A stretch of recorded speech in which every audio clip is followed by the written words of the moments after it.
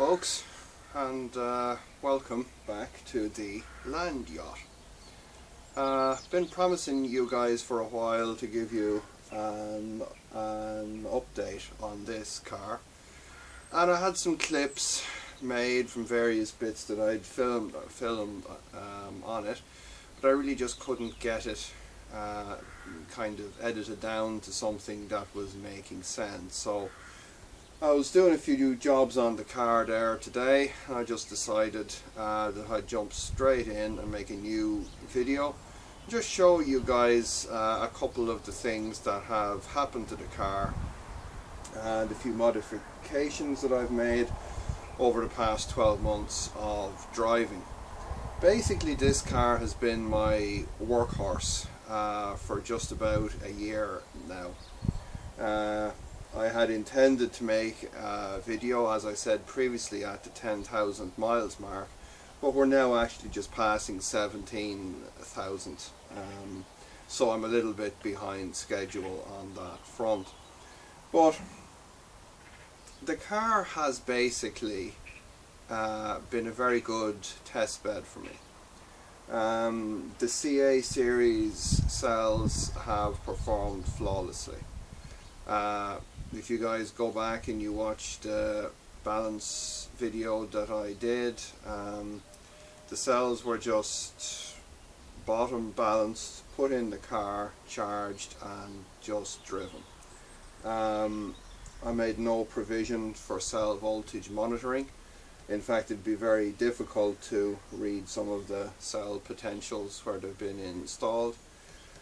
I was tempted at the time to put in some tails with a little fuse on them, as I did on the headway pack in the E36, but I decided against that. And so far the pack has been drained flat several times and has just literally charged straight back up. A typical discharge is less than 50%. But there have been occasions where I've literally just had to do a quick turnaround somewhere, and it's meant that the pack has been down to 5–10% by the time that I've either arrived home or at my destination. And again, that very flat discharge curve on the voltage is very apparent on these cells. So the car itself has needed very little work. It passed its most recent NCT first time in November. It needed no work at all. Everything was perfectly fine. So some upgrades that I've done, some of them have been just general car stuff, and some of them most recently particularly to the EV side. I put some higher powered headlamps in. They're still filament lamps, but they just give a brighter and a more white beam. I do intend, now that LEDs are becoming very much more available, having a look at this for a possible headlight upgrade. This car runs a separate pack of 4 CA 180 cells for the 12 volt systems, and it's charged by its own separate charger, and I've had no problems with that setup either. I've been very reluctant to look at DC to DC converters just because of the difficulty in getting one that seems to be reliable. And I think for me, the kind of safety factor to know that my 12 volt systems are separate to the main HT pack in the car is a good thing to have. So most recently I've been looking at the charger in the car. the way I built the charger in this car was really only intended to be a stopgap until I had a switch mode charger built. And what I had, let me just bring you guys in a little bit closer here and it'll kind of make a lot more sense. Okay, so now that we're looking into the engine bay, before I jump into the charger, I just realized there was a few things that I had neglected to mention. You'll probably see here the XS Turbo's cooling blower here, and just over on the left, is it visible? It is visible. You'll see the this guy here. Now both of these guys serve to run forced air cooling through my big 13-inch DC motor, which is well buried under all of the boxes at the minute. I had originally purchased a blower from EV West, and it had a very high flow rate on it. It was quite noisy, but it certainly moved air and worked quite well for about 3 months, and it failed. Now, one of the good things that I did was I connected the car's original engine coolant temperature sensor to the motor's chassis, right on one of the bolts on the frame that goes straight into the field coils. So of course I was driving along to work one particular morning, and of course with the traffic noise and just tire noise from the car, I didn't actually know that the blower had failed until I noticed the temperature gauge starting to creep up. Fortunately, I was very close to work, so I just basically babied the car in and realized that the fan had failed. Needing something to get home quickly, I went into a local shop where I was able to fortunately pick up this guy, which is a 12 volt 122 CFM bilge blower. Not at all near the kind of airflow rate that the EV West fan was creating, but nonetheless it gave me enough flow through the motor to get the car home safely. So this guy was very cheap. Now again, you can say, okay, it's just a cheap plastic fan, but the advantage is it has ran now for 9 months in that particular setting without any problems at all. I was very lucky in that I had sourced one of these XS Turbos, electric turbochargers, from a chap in the UK. And I was able to graft it in reasonably quickly with just some turbo hosing and pipe work that I could get from a local racing garage. And I had fortunately made the cooling band on the brush end of the motor in such a way that it had 2 ports for cooling air. So I've been running my XS Turbo's blower and my bilge blower here on the motor now, as I say, for just coming up on 9 months, and the temperature gauge barely moves at all, even throughout the summer when the ambient temperature might have been somewhere between 20 and 25 degrees C. So in terms of running the DC motor, I haven't had a problem. I think it's down to having good airflow, good gearing, and it's such a large motor. I mean, that was that is just one of these really old kind of designs where they just piled on extra material pretty much just because they could. So it was a bit of a disappointment. The blower from EV West, what had actually happened to it when I dissected it was that there were these little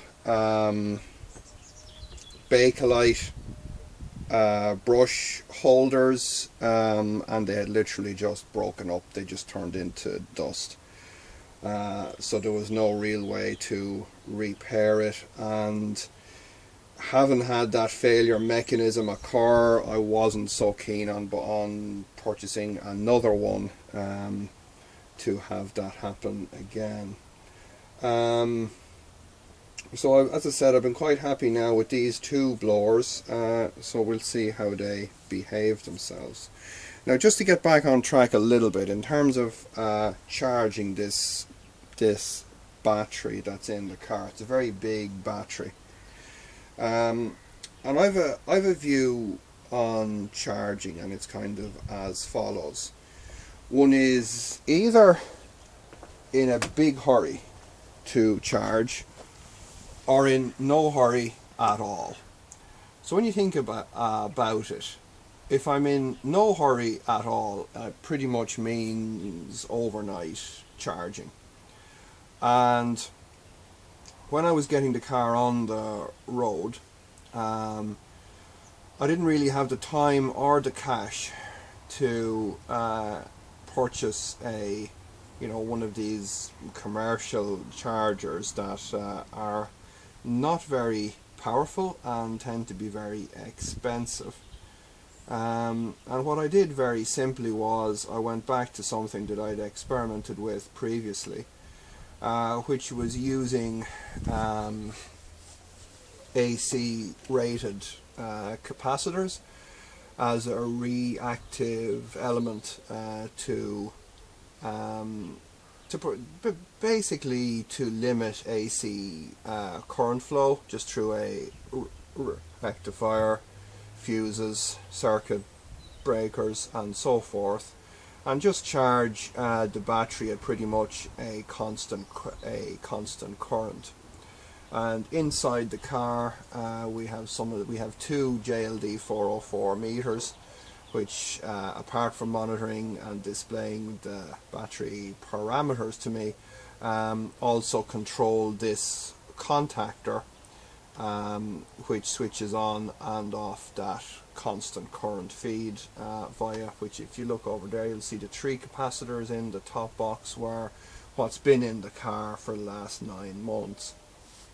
And they've provided about 10 amps of charging current, and that has been quite satisfactory for me in terms of slow charging the car, both at work, where it's basically parked up for 8+ hours a day, and at night when the car is again similarly parked up for 12+ hours.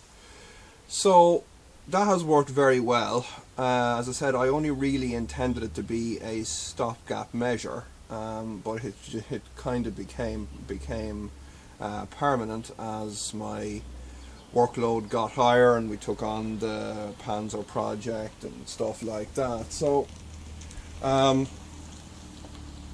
what I've decided to do recently was to upgrade that particular charger to see if we could utilize 3-phase power. So I've made some modifications here, which I'll go into in a later video when we actually test this particular design and see how it works out.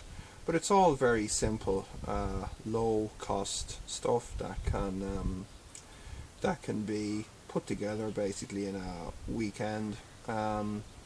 So we'll see how that works, because there have been some occasions recently when being able to charge the car just a little bit faster, as in, instead of it taking, let's say, 8 or 9 hours to charge the car, if we could have charged it in 2 or 3, that would have been very helpful. So hopefully that will work out for me. And again, I'll report on that as soon as we have some testing done. And I have to make up some charging cables and stuff like that. So looking around the bay here, the controller has performed flawlessly. I've had no problems at all with that. Controller, cooling system, brake pump, power steering pump. Power steering pump, I will say, this pump that I used in this build, if you'll recall, is the Toyota MR2 kind of ubiquitous pump that a lot of people use in these conversions. And in this vehicle, it's a little bit underpowered. It still provides perfect power assisted steering. There's no problem controlling the car. But I noticed recently when I drove a friend's petrol E39 that the steering was a lot excuse me, lighter in it. So as you'll see on a video we're going to be making soon on the Panzer, we've got a new pump that we're going to be trialing for that particular build. So lastly, up front here, our MES RM3 fluid heater for our cabin heat has again been performing perfectly. I don't yet have it connected up to preheat from the mains. Part of what I've been doing here is actually providing some of that facility here, so we'll be looking at that again soon. I seem to sort out the heater problems during the summer, but this heater, some of the mornings that I've came out, the temperature has been -5, -6 degrees. Recently we've had a pretty prolonged cold snap here, and this heater is throwing warm air through the vents in the car in, I would say, probably less, if not the same time as a traditional engine would take to warm up and produce heat. So you do unfortunately lose that little bit of bragging rights about being able to say, oh well, the heat comes on within 10 seconds as it does on the E36, which has the PTC heater. But this guy here, for the convenience, I've just been able to connect it to the existing heater matrix and not worry about the dash removal, and all that has been, as the MasterCard ad says, priceless. So that's the front end. Let's have a quick look around the back and show you guys what's been going on there. So the most obvious thing that you may notice here is that we got shut of the factory badge, and we're now the i5. So let's see now, having a look in the back. Let's give you guys a bit of a closer look, and there's our first wasp of the season. So the back unfortunately suffered from my again, lack of time and so forth. Part of my plan for this was, and still is, to basically put a bit of a surface down here, probably something like some plywood or something like that that's removable, that'll basically cover this up and let me have some luggage storage back here. So the most obvious thing that you might notice here from recent addition is this ceramic heater. As the weather started to get colder, I decided it was about time that I wired up my battery heaters. And as you'll recall from some of the battery videos, both in this battery box here and in the one up front, we ran in trace heating cable underneath the cells, and we put in some of that very high quality insulation into the battery box. So I wired up the front heaters and they work perfectly. Came along here with my cable, connected it, and it didn't draw any current from the mains. So a quick check with the multimeter revealed open circuit. I had a quick check to see if it was something locally here. Unfortunately not, and it seems that I basically suffered from not testing the trace heating cable either before I installed it in the battery box or indeed after I had put the cells in and before wiring the whole thing up. Again, not having the time for a complete battery box strip out and replace the cable, I needed something something quick that I could basically wire up on an evening that would basically keep my boot area fairly warm here and not let the cells get below freezing temperatures. So a quick check in a components catalogue came up with this guy here.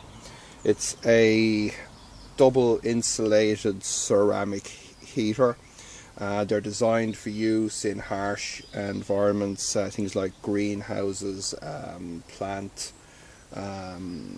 where plants grow and stuff like that. And they're a self-regulating element. The external temperature does not get up to extremes. So I simply screwed this guy onto the front of the battery box, connected up my main supply, and when the car charges, power comes on to this guy and the trace heating cable in the front battery box. And tests on very cold nights when the external air has been down to -5, -6 C, when I've left a thermocouple in the boot here, just even down the floor area where it'd be coldest, the temperature in the boot hasn't gotten below 5 to 6 degrees. So while it's not ideal, it was kind of a quick fix, but so far seems to be working out okay for me.